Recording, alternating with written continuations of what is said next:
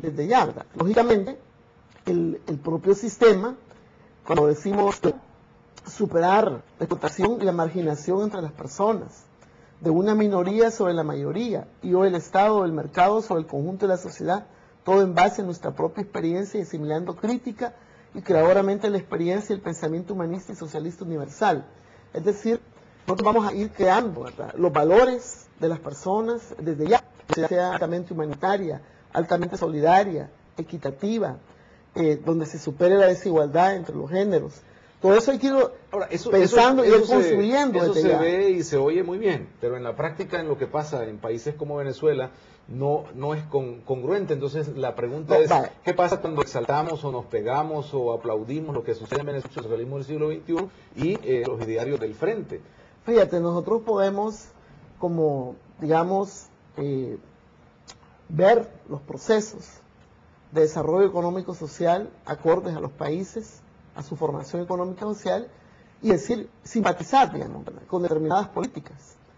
Y sobre todo aquellos que en Venezuela y otros, de invertir en la persona, ¿verdad?, de a partir de una mejor distribución de riqueza, que ahora el Estado puede tener la posibilidad de que en vez de que vayan a manos privadas solamente, hoy va el Estado también a impulsar a partir de, en este caso, de los beneficios que da el petróleo y también otros minerales, invertir por los recursos. Entonces uno va viendo y dice, bueno, qué bien, ¿verdad?, que se haya superado el analfabetismo, qué bien que hay más oportunidades para las universidades, los métodos que combinan en esos estudios, igual que Cuba. Pues acá está el vicepresidente en Cuba y dice, qué bien el desarrollo de la salud, ¿verdad? Uno puede mirar, y sobre todo Cuba, para nosotros que ha sido referente en el desarrollo social, no solo de El Salvador, los sociales que somos, sino en todo el mundo.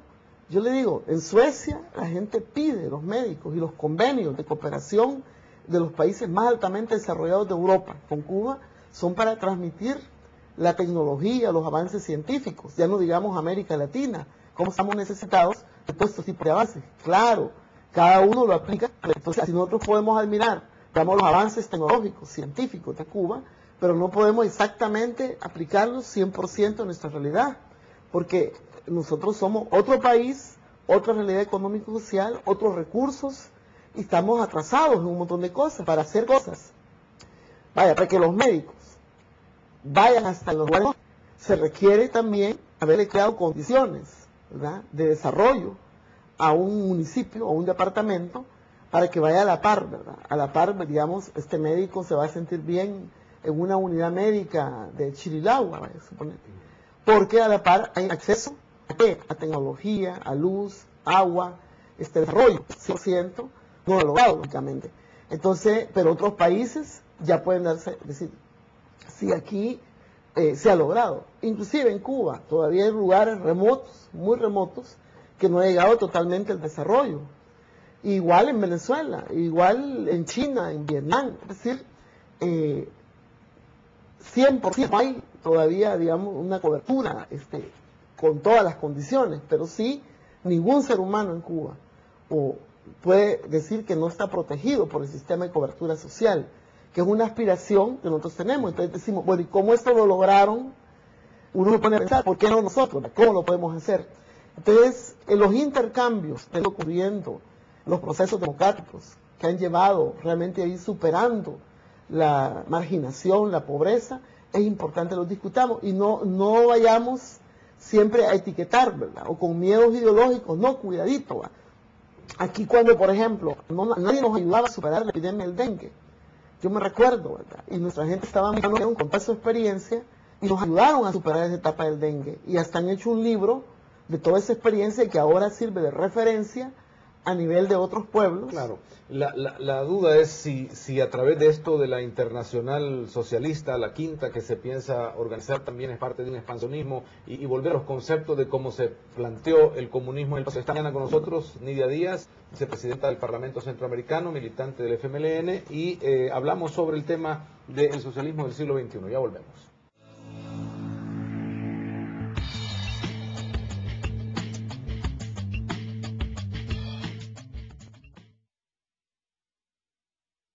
Y los suecos, los comunistas.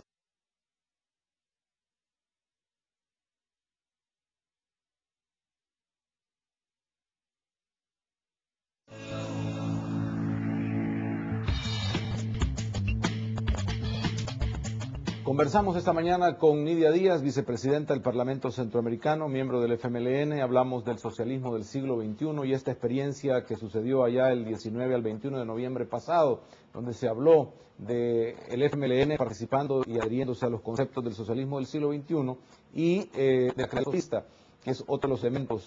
Nidia, antes de ir a la pausa decíamos, pone nervioso a todo el mundo esto de la Quinta Internacional Socialista, porque la visión con las cuales se ha creado siempre la internacional o la última es con la visión del expansionismo del comunismo manejado desde Moscú, etcétera, y uno entonces piensa que Hugo Chávez es el que va a manejar el expansionismo, comprando armas, habla de guerra contra los vecinos que tiene por la amenaza de Estados Unidos, y llegó a ser un concepto discutido acá por la misma Embajada de Estados Unidos sobre si el FMLN en ese sentido era antiamericanista o no.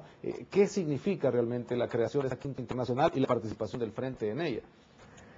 Mira, antes quiero, en el debate que se tuvo en el encuentro de partidos políticos de izquierda en Caracas, que te decía que un día se discutió la coyuntura mundial, las amenazas, ¿verdad? Y los progresos también de los pueblos, pero también cómo unir fuerzas frente a las amenazas y agresiones militares también del mundo, que eso son realidades objetivas. Por caso, a que eso haya que ser una estrategia para desestabilizar gobiernos progresistas y democráticos. Te digo esto porque la UPLA, la Unión de Partidos Liberales y Conservadores, el año pasado aquí en El Salvador, siendo Calderón Sol, creo que era presidente o ya no era, pero directivos son ellos, o de la Internacional Liberal, que es más amplia, mundial, discutían qué hacer con estos gobiernos, ¿verdad?, de izquierda, progresistas, que llegaban a través del voto.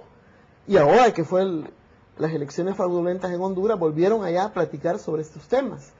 Entonces nosotros discutíamos en Caracas cómo evitar, ¿verdad?, que esto vaya a ser tomado por las derechas, por las transnacionales, por los que no están conformes, que a través de los llegue a definir los gobiernos que ellos quieran, soberanamente los pueblos, cómo evitar que se vaya a usar como estrategia no me gusta ¿verdad?, entonces cambiémoslo con golpes de Estado. Eso estábamos discutiendo en Caracas también, porque también igual que las derechas se reúnen a discutir cómo evitar la tendencia histórica que gobiernos progresistas, democráticos, como el de Uruguay, vuelvan y asuman los gobiernos y sigan conduciendo. Pero el segundo día discutíamos lo que yo dije anteriormente, que discutimos sobre ideas socialistas, y el Frente tiene que aportar. Yo me recuerdo que en el Frente, en el año 97, empezó el debate de cómo introducir el objetivo hacia el socialismo, y decíamos, este país va a llegar a las transformaciones democráticas, pueden quedarse truncadas durante un montón de tiempo ahí, y no va hacia el socialismo.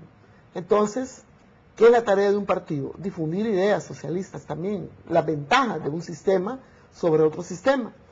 Entonces empezamos a discutir desde el 97, ya más sistemáticamente, porque todo lo que fue la guerra civil, si todo el mundo se acuerda, organizaciones político-militares, que éramos partidos, que construimos nuestro ejército guerrillero, pero la esencia de los partidos estaba, teníamos la perspectiva del socialismo. Mira, yo venía del PRTC, que dice, por Centroamérica, la revolución y el socialismo.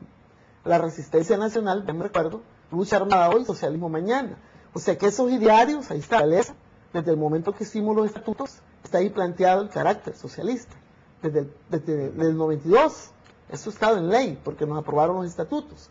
Entonces en el 97 empezamos la discusión, que en el 99 tratamos de hacer ya la reforma en los documentos políticos, pero fue hasta el 2001, que el Frente, y ya en 2002, nosotros hicimos este folleto que dice nuestra orientación hacia el socialismo, octubre del 2002. Aquí encontramos nosotros en qué va a consistir, ¿verdad?, la etapa de la transición y los rasgos de nuestro